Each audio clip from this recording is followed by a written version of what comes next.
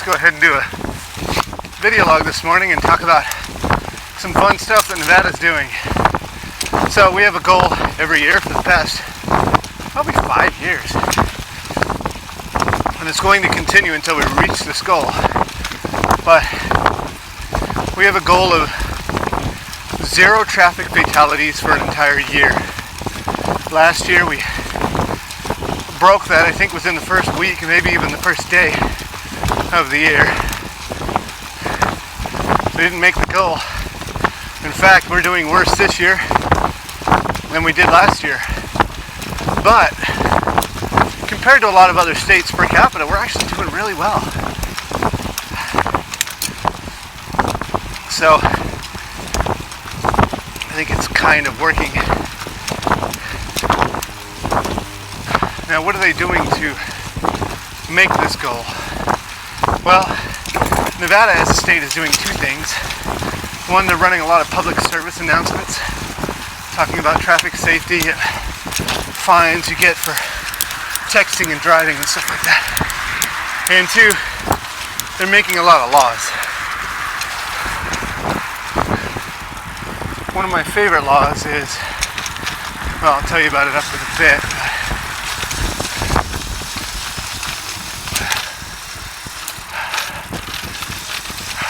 Buenos días. Yeah.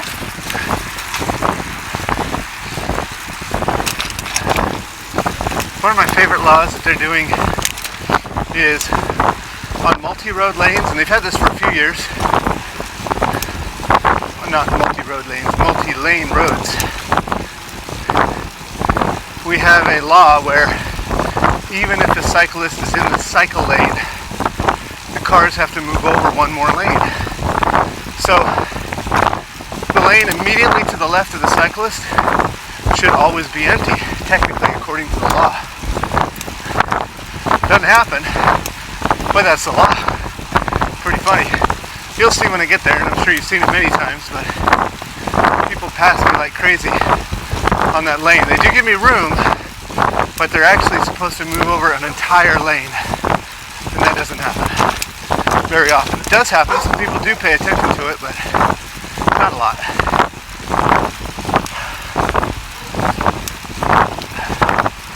Some of the other laws they've made is they've been announcing that a cyclist can take the lane whenever necessary. They've been putting that in PSAs, and that's pretty cool. They are making citations for cyclists that ride against traffic.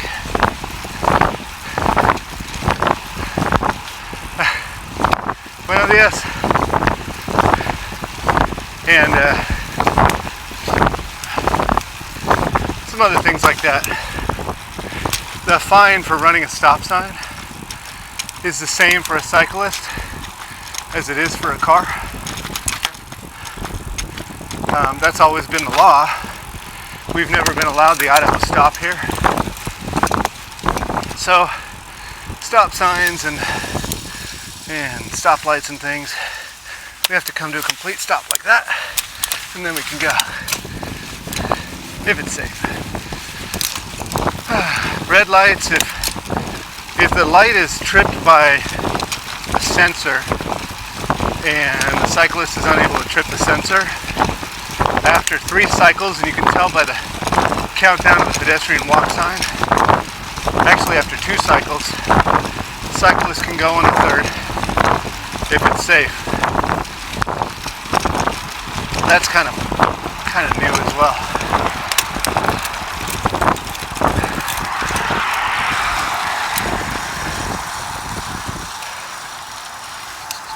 As far as motorists go,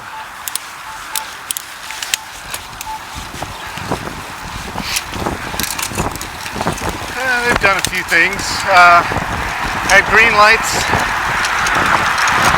they used to have a green arrow and a green circle light, and if the green arrow and green circle light were on at the same time, the left turn lane could turn right away. They didn't have to yield. But if the green arrow was off, left turn lane had to yield. It got a little confusing, so They've now added a yellow blinking light for yield to left turn. Not added, they've actually replaced it. It's pretty cool. It was confusing at first, but I think it's helping out now that people are getting it.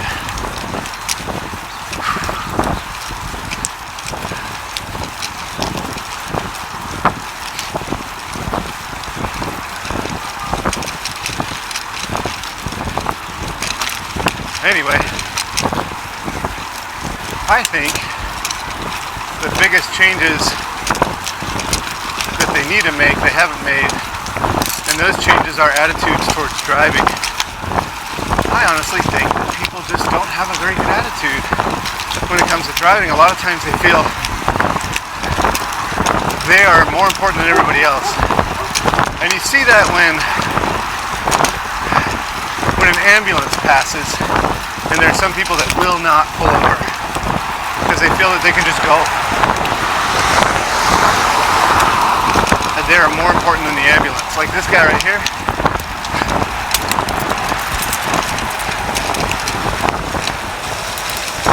Wow. That was close.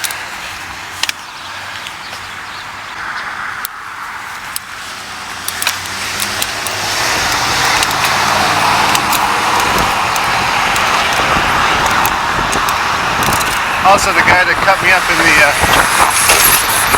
cycle lane a while back.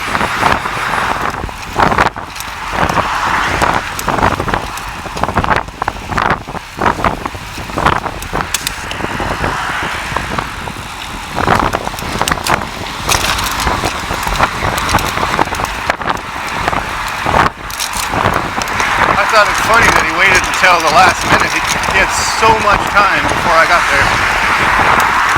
But he chose to wait and see how it played out.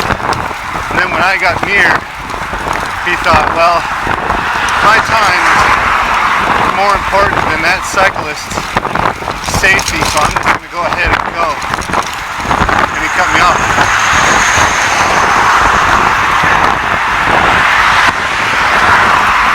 He just wanted to make sure he was in front of the cyclist. And the attitude a lot of times is the only way to get from point A to point B is in a car. And we have to do it quickly. But that's not true. Enjoy the ride. Leave earlier if you need to get there earlier. But enjoy the ride. Don't make it stressful. The only one who makes it stressful is the driver. Because they are in a rush. They're trying to get there in a hurry and everything stops them. You're going to hit all the red lights. So relax and enjoy the ride.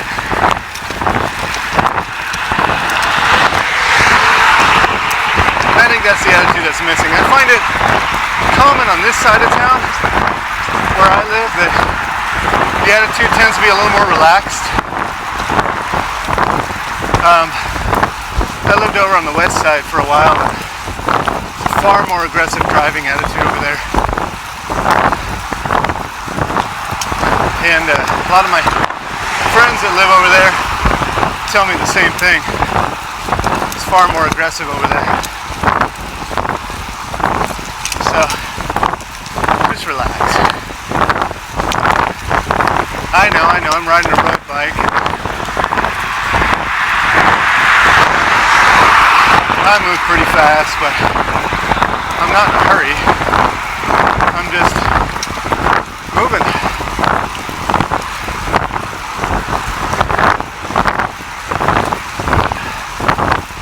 Anyway,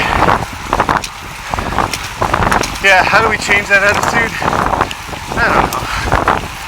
I really don't. But a lot of the advertisements about freedom when driving and ultimate driving and stuff like that kind of help it.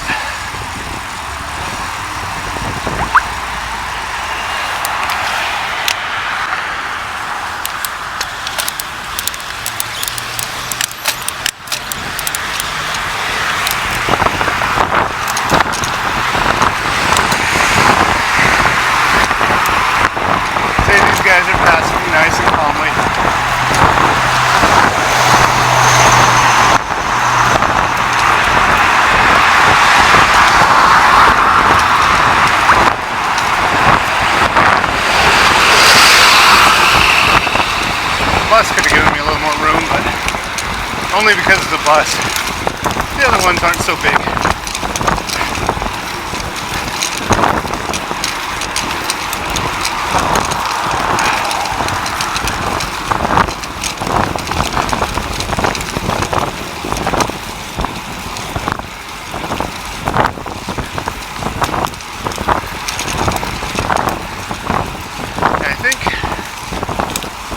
A lot of times, like when we're taught in driver's ed in high school,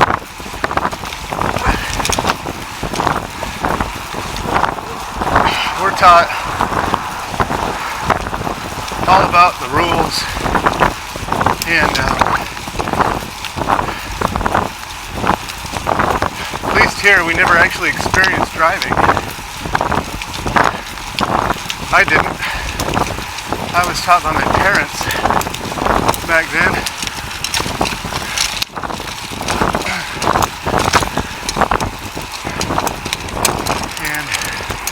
I learned how to drive in a huge van.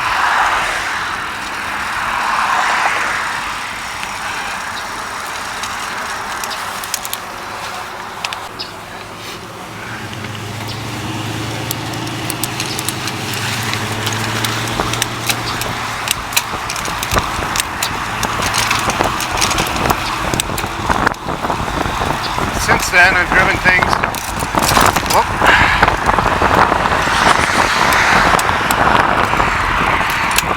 Chain, and it's locked. Why is it locked? Why is she locked here?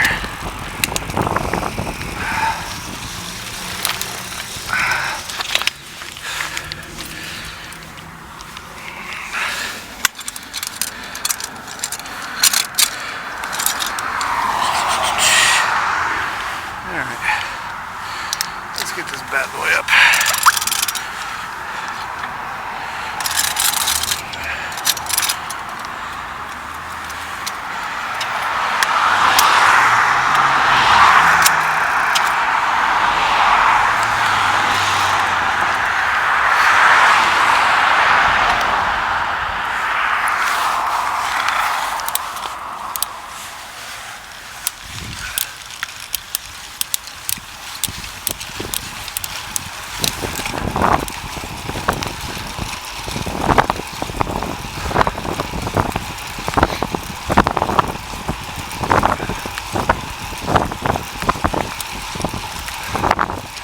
That was weird. I think I need to adjust my... Actually, I think I need new chain rings. Because I think these are worn out. 25 years old. Anyway. They're not the best shifting, that's for sure. Oh, nice water.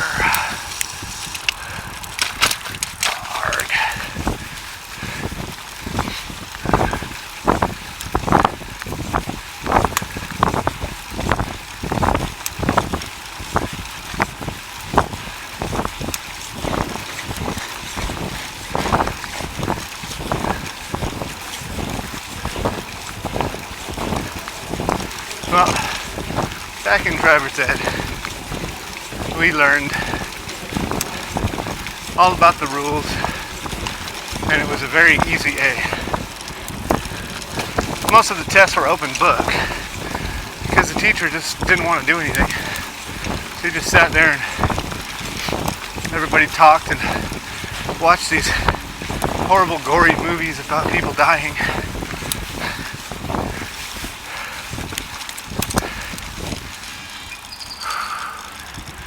A lot of the attitude is, it ain't gonna happen to me, I'm in control, and you're not always. They talk about speeding. I did my own experiment one time. This is totally wrong. It was years ago. We were coming back from Los Angeles.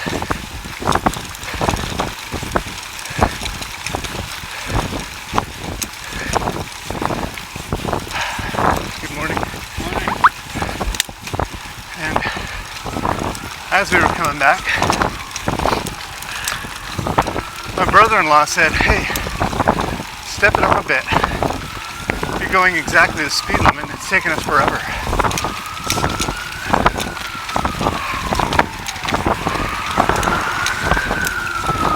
said, okay.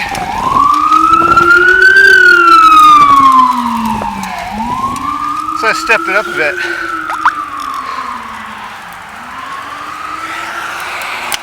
I stepped it up to 120 and went all the way at 120, as much as I could.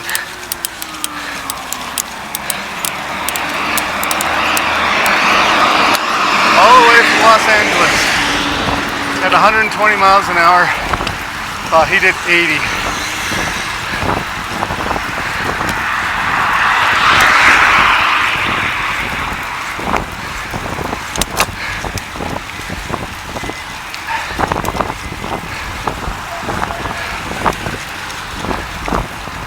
And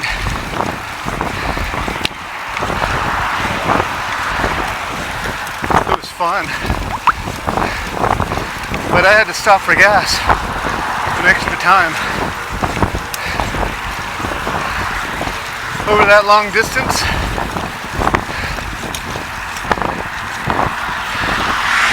I ended up getting there, no joke, 20 minutes before he did. 20 minutes.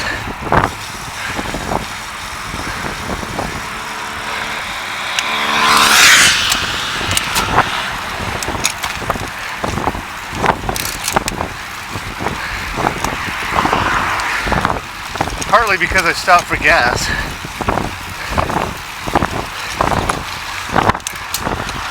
And partly because help. Traffic was going 75, 80 miles an hour.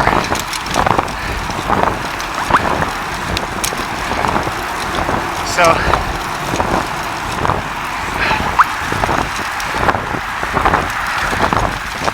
it didn't do much. And he was just like, what happened? He disappeared.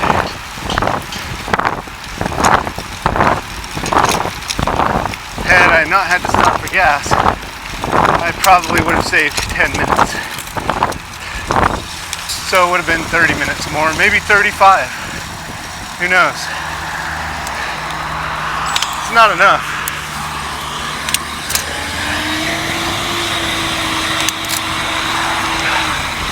It's not enough for the risk. I'm going to stay behind this bus. I don't want to pass him. Let him know I'm here.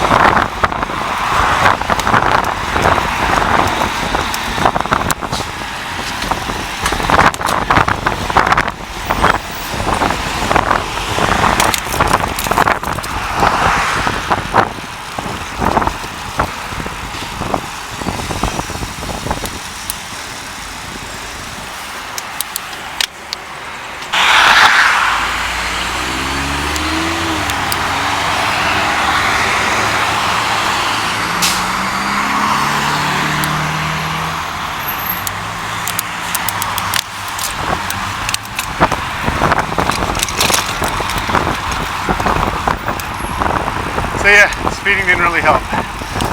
And after that, he kind of learned that lesson. And I think it's important to know that. It's a pretty risky move and didn't save us much time in that really long trip. And it really won't. 10 miles an hour on the regular road, above and beyond, isn't going to help you because of all the red lights anyway, so just forget about it.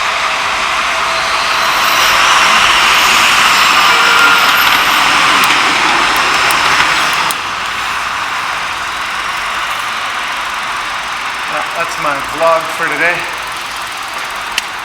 Hope you enjoyed that as much as I did. Thanks for watching.